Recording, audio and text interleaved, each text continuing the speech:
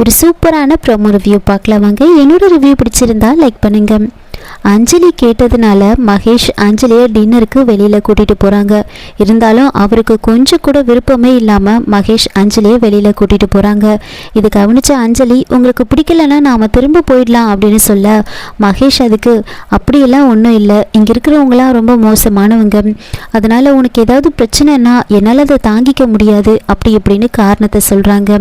அதுக்கப்புறமா அஞ்சலிக்கு பானிபூரி ரொம்ப பிடிக்கும் அப்படின்றதுனால ஒரு பானிபூரி கடை கிட்ட காரை நிறுத்துறாங்க. ஆனால் அஞ்சலியை காரை விட்டு இறங்க வேண்டாம்னு சொல்லி மகேஷே போயிட்டு பானிபூரியை வாங்கிட்டு வந்து காருக்குள்ளவே வச்சு அஞ்சலிக்கு ஊட்டி விடுறாங்க. அங்கே ஒரு 3 ரவுடிங்க இருப்பாங்க. இதையெல்லாம் பார்த்துட்டு இருக்காங்க. பார்த்துட்டு நேராக 3 பேரும் வந்து மகேஷ் கிட்ட வந்து தப்பாக பேசுகிறாங்க. கார்கிட்ட நின்றுட்டு என்னென்னவோ பேச மகேஷ்க்கு கோவம் வருது. உடனே காரை விட்டு இறங்கி அவங்க கிட்ட சண்டை போடுறாங்க. உங்களுக்கெல்லாம் கொஞ்சம் கூட அறிவே இல்லையா, பொண்ணுங்க கிட்ட இப்படி தான் நடந்துப்பீங்களா அப்படின்னு கேட்டுட்ருக்க. கரெக்டாக அஞ்சலி வந்து காரை விட்டு இறங்கி வெளியில் வராங்க.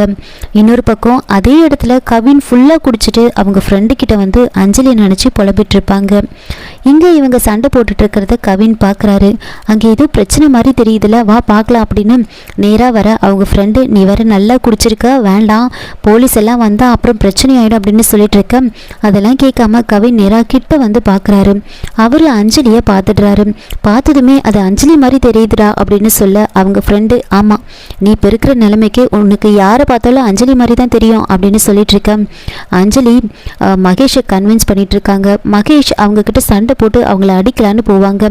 அஞ்சலி அதெல்லாம் எதுவும் வேண்டாம் நீங்கள் வாங்க அப்படின்னு பிடிச்சி இழுத்துட்டு போகிறாங்க. மகேஷும் அஞ்சலியா அங்கேருந்து வந்து போயிடுவாங்க.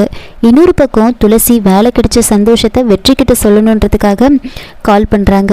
எனக்கு வேலை கிடைச்சிருக்கு அப்படின்னு சொல்லிட்டு நான் உங்களுக்கு 3 விஷயத்துக்கு ட்ரீட் கொடுக்கணும். முதல்ல தியா உங்ககிட்ட கிடைச்சதுக்கு, அதுக்கப்புறம் தியா என்கிட்ட வந்து சேர்ந்ததுக்கு, இப்போது எனக்கு வேலை கிடைச்சிது அப்படின்னு 3 விஷயத்துக்கும் சேர்ந்து நான் வந்து உங்களுக்கு ட்ரீட் கொடுக்கணும் அப்படின்னு சொல்கிறாங்க.